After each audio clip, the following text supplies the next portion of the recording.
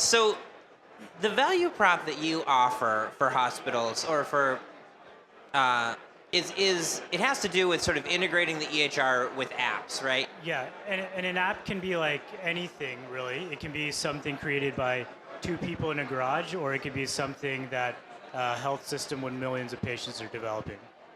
So I know you use Smart on Fire, and I hear a lot of people talk about Smart on Fire as sort of a magic bullet in and of itself for the CHR integration. What's the value that you add to what that kind of protocol adds, or Yeah, how does that whole relationship work?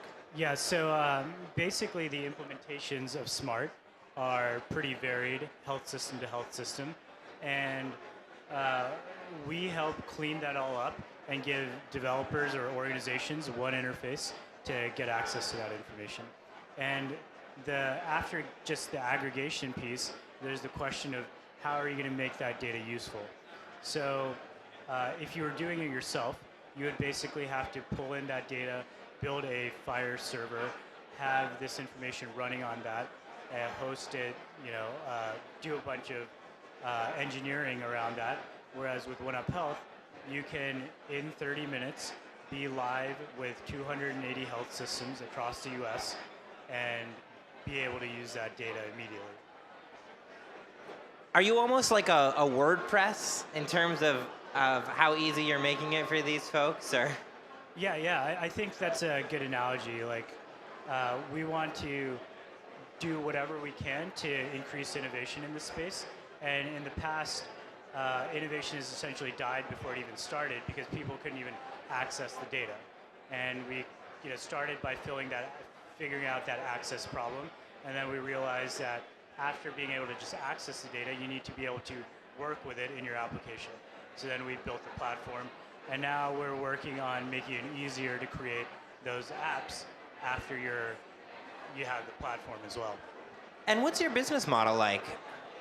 Yeah, so we get paid basically per API call, and it's fractions of a cent.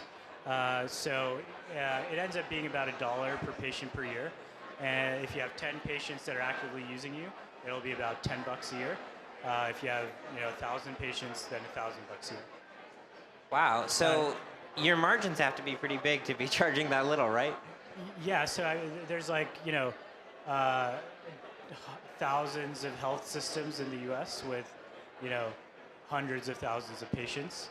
There are many large companies that want to bring in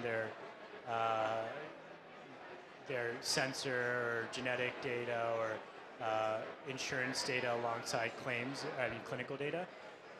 And there are life insurance, health insurance, pharma. There's a bunch of different applications for this information that have big patient populations.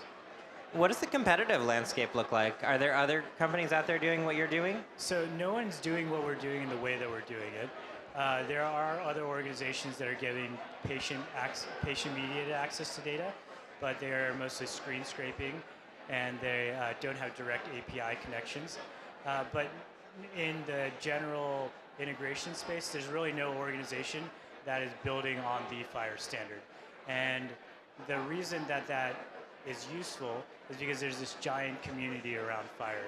There's literally thousands of developers building on Fire every day. And if you can build on that same model, then you can use the benefits that are being created by all those other organizations. And actually, we co-host a Fire meetup here in Boston.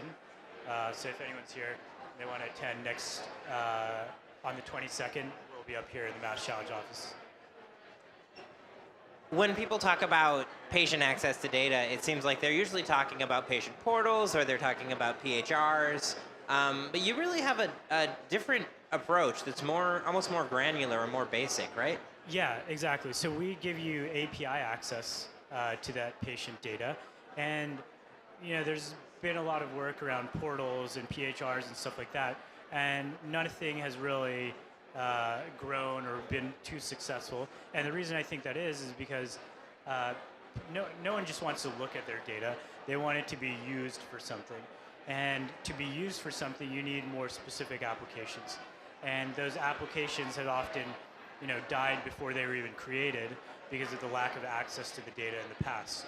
So we think that that's changing now, and we want to help it change. And we believe that there will now be many more focused apps in the industry being created for patients with specific conditions like cancer, diabetes, or CHF, or cystic fibrosis, and all these other kinds of things. Great. Thanks so much, Ricky. Yep. Thanks a lot.